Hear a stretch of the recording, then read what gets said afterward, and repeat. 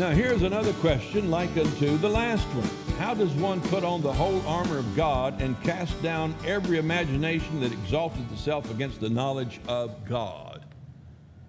Now that's an interesting question. Don't have who wrote that in. How does one put on the whole armor of God and cast down every imagination that exalts itself against the knowledge of God?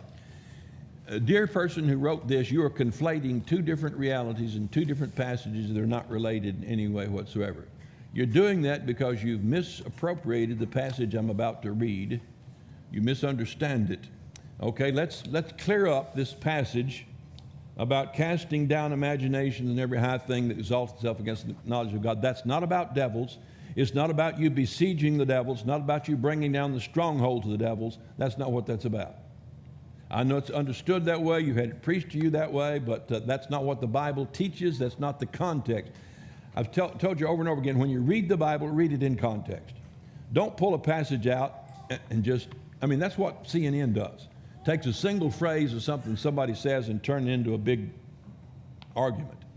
Look at the whole speech. Look at the whole context. Look at the whole book. Look what the whole chapter, starting in 2 Corinthians 10:1. Paul, I beseech you by the meekness and gentleness of Christ, who in presence am base among you, but being absent am bold toward you.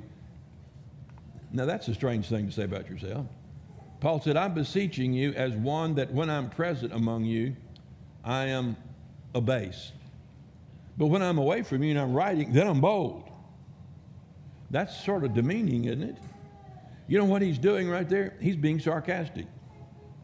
Because we're going to read later, that's what they're accusing him of.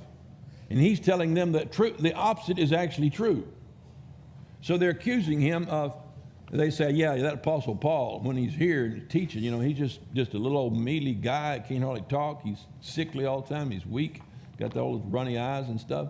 And he's not bold. He's kind of quiet, and everything. But when he writes like he's really bad, going to straighten the whole church out. So we know Apostle Paul.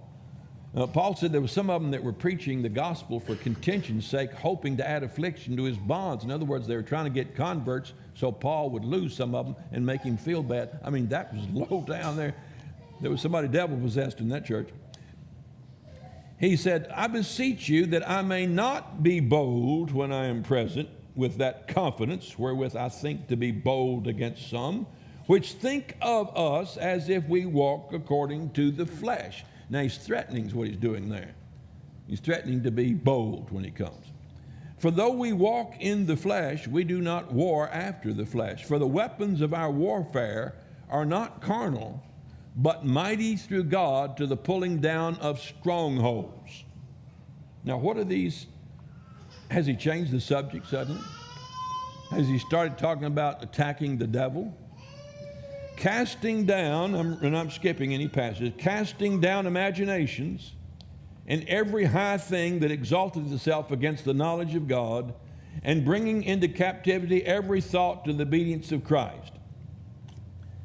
So let's look at this passage. I've shared with you before, the Bible repeatedly triangulates an idea. It states it, restates it, and states it three different ways.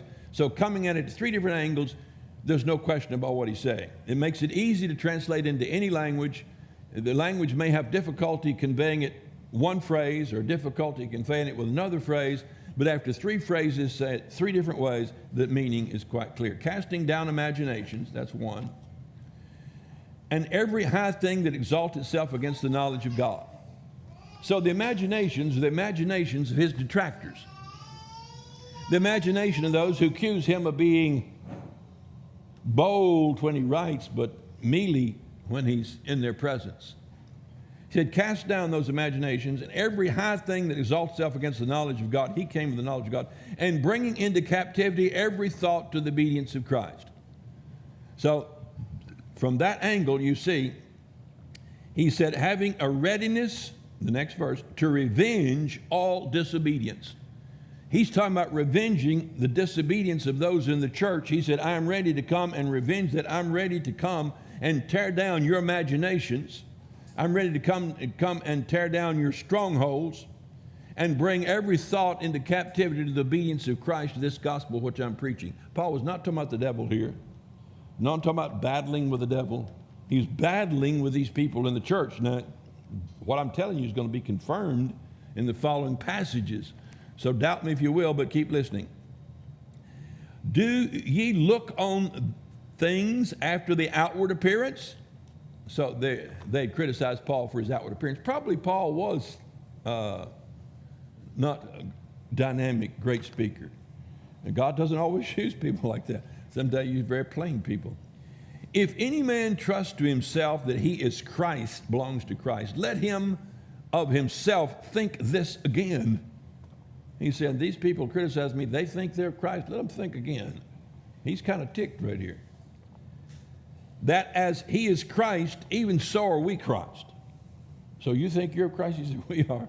He kind of gets down on the argumentative level here with him. For though I should boast somewhat more of our authority, they accused him of that, which the Lord hath given us for edification, and not for your destruction, I should not be ashamed, that I may not seem as I would terrify you by letters. Remember, they said in letters, he's bold. He said, that's not my goal to terrify you.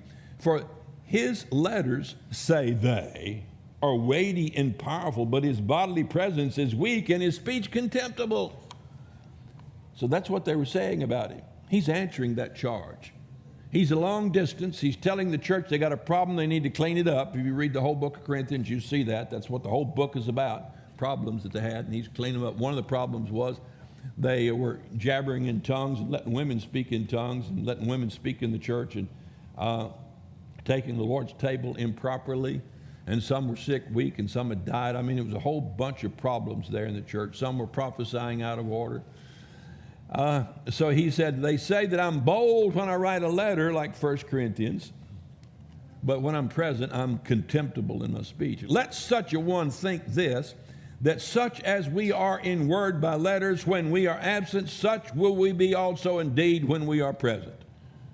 So he said, those that are saying that, you know this, just as I'm bold, you say I'm bold in letter? Yeah, well, when I come, I'm going to be bold indeed too. Get ready for me.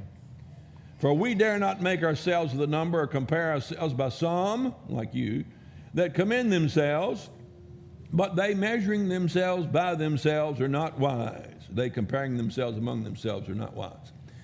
But we will not boast of things without our measure, but according to the measure of the rule which God has distributed to us, a measure to reach even unto you, for we stretch not ourselves beyond our measure, as though we reach not unto you, for we are come as far as to you also in preaching the gospel of Christ.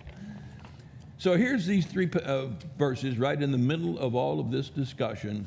It's very clear that when he talks about casting down imagination, every high thing that exalts itself against the knowledge of God, that's not spiritual warfare. That's warfare with a bunch of knuckleheads in the church that were saying nasty things about Paul that were untrue. And he said, when I come, I'm going to cast down these imaginations you've got. And these high things you've exalted yourself against the knowledge of God that I preach to you, it's coming down. Get ready for it. That's all that was.